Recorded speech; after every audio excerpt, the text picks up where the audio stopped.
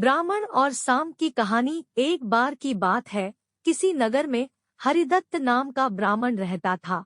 उसके पास खेत थे, लेकिन उनमें ज्यादा पैदावार नहीं होती थी। एक दिन हरिदत्त अपने खेत में एक पेड़ के नीचे सोया हुआ था। जैसे ही हरिदत्त की आंख खुली, उसने देखा कि एक सांप अपना फन फैलाए बैठा हुआ है।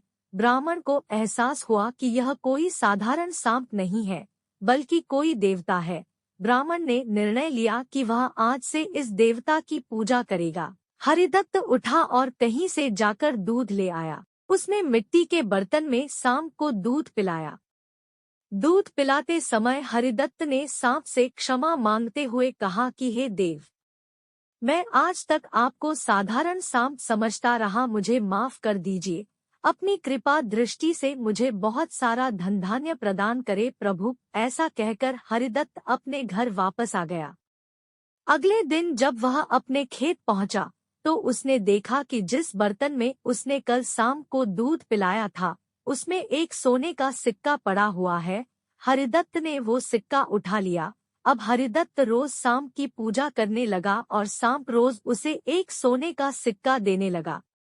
कुछ दिन बाद हरिदत्त को दूर किसी देश जाना पड़ा, तो उसने अपने बेटे से कहा कि तुम खेत में जाकर सांप देवता को दूध पिला आना। अपने पिता की आज्ञा से हरिदत्त का बेटा खेत में गया और सांप के बर्तन में दूध रख आया।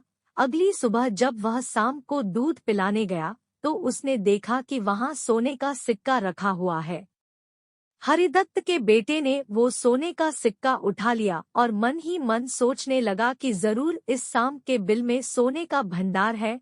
उसने सांप के बिल को खोदने का फैसला किया, लेकिन उसे सांप का बहुत डर था।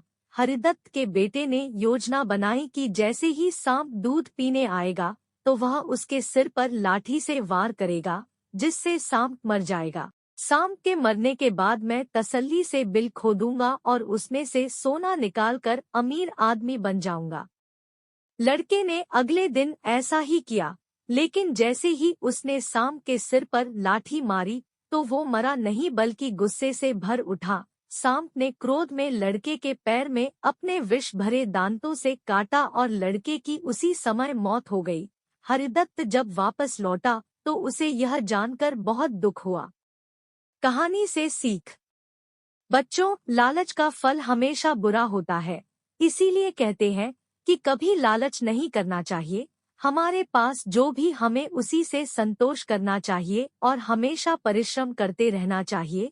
दोस्तों, हमारे चैनल को लाइक और शेयर करें। धन्यवाद।